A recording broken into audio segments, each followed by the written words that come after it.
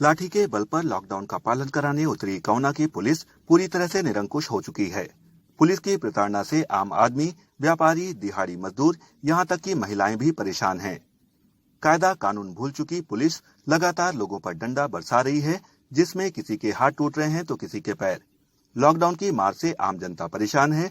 लोगों की सहूलियत का ख्याल रखते हुए प्रदेश की योगी सरकार ने फल, दूध, किराना इत्यादि की दुकानों के एक टाइम टेबल से खोलने के निर्देश दिए हैं, लेकिन पुलिस के डंडे की वजह से कोई भी बाहर नहीं निकल रहा। एक तरफ जहां जनता को आवश्यक वस्तुएं नहीं मिल पा रही हैं, तो दूसरी तरफ दुकानदार भी परेशान हैं। आज तो इंसानियत को शर्मसार ही कर दिया पुलिस ने। एक दिव्यांग व्यक्ति पर पुलिस ने उसी की 10 साल की मासूम बेटी के सामने इतने डंडे बरसाए कि उसका हाथ ही टूट गया, जिसे गंभीर हालात में डॉक्टरों ने मेडिकल कॉलेज रेफर कर दिया है। इकौना पुलिस के सिपाही तो सिपाही ही हैं, कोतवाल के कारनामों से भी सोशल मीडिया भरा पड़ा हुआ है। लठबाज कोतवाल के कारनामे भी सोशल मीडिया पर जमकर वायरल हो रहे हैं, जहां बीच बाजार में महिलाओं पर कोतवाल डंडे बरसाते नजर आ रहे हैं। पुलिस से प्रताड़ित लोग भाजपा विधायक रामफेरन पांडे के पास पहुंच गए। पुलिस का आतंक देखकर विधायक को भी थाने पर आना पड़ा। महाराज, हम घर पे लेटे थे और यहाँ ठेला हमारी दुकान मूंदा था, पल्ली मूंदा था। अमित सिंह और ब्रिजपाल राइए गिने पहुँचे, उन्होंने पल्ली हमारा हटा दिया। कहीं क्या है इसमें? तो हमने कहा कि साहब, लड़की हमारी दुकान पे बैठी थी, उसने बताया कि अंकल फल की दुकान है।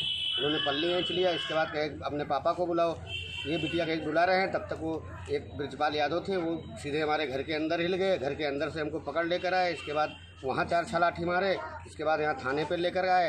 ये 4-6 लाठी यहाँ, कम से कम 10-12 लाठी यहाँ मारे हैं। इसके बाद यहाँ कहने लगे कि भोसड़ी के ये लॉकडाउन का उल्लंघन कर रहे हो, ये है। हमने कहा कि सर 11 बजे हमने पल्ली बांध दिया है, क्योंकि 4 बजे से फिर हमारी 6 बजे तक 2 घंटे की दुकान खुलेगी। तो उन्होंने कहा कि मादर से तुम नेतागिरी कर रहे हो, ये कर रहे हो। तो हमने कहा कि सर हम आपसे रिक्वेस्ट कर रहे हैं सर, हम नेतागिरी आपसे कहाँ कर पाएंगे। लेकिन उन्होंने कुछ नहीं माना और वहाँ मारे। इसके बाद यहाँ थाने पे लेकर आए मारे। इसके बाद 500 रुपया हमसे लिया सादा कागज़ पे। इसके बाद हमारा साइन दो सादा वाटर मार्क पे हमसे मतलब साइन भी कराए हैं। और उसके बाद यहाँ पैर में 2-3 लाठी मारे हैं, ये देखिए। और खुद हम चलने में असमर्थ हैं सर, ये देखिए हमारे यहाँ मारे हैं। इसके बाद आप टोले मोहल्ले में किसी से पूछ लीजिए कि हमारी पल्ली बंधी थी, हर चीज़ है। इसके बाद बेवजह का खाली उन्होंने मारा। और ये चीज़ है, ये हमारी लड़की है, इसको भी मारे हैं साहब। इसके बाद इसको पकड़ के ढकेल दिए, मुँह के बल गिरी है। इसके बाद ये रोटी चिल्लाती रही कि अंकल अंकल प्लीज़ मत मारो मेरे पापा को, अंकल मत मारो मेरे पापा को। लेकिन ये लोग कोई हद नहीं सुने। इसके बाद वहाँ से पकड़ लाए, थाने पर भी मारे। थाने पे भी मेरी लड़की आई है, वो वहाँ भी अंकल अंकल अंकल कहती रही, लेकिन इसको ढकेला गया, गाली तक दिया गया। इसको लड़की तक को भी नहीं छोड़ा गया। पैर हमारा सही नहीं, यही लड़की हमारे मुहर्रिब लगाते हैं, इसलिए कुछ सहारा दे देती है, और जबकि बैठी थी वहीं पर। लेकिन पुलिस अधीक्षक से भी बात किया, जिलाधिकारी से बात किया, SHO से बात किया, और उस सिपाही के खिलाफ जहाँ तक मेरी जानकारी में है, पुलिस अधीक्षक ने उसको तत्काल प्रभाव से लाइन हाजिर कर दिया है।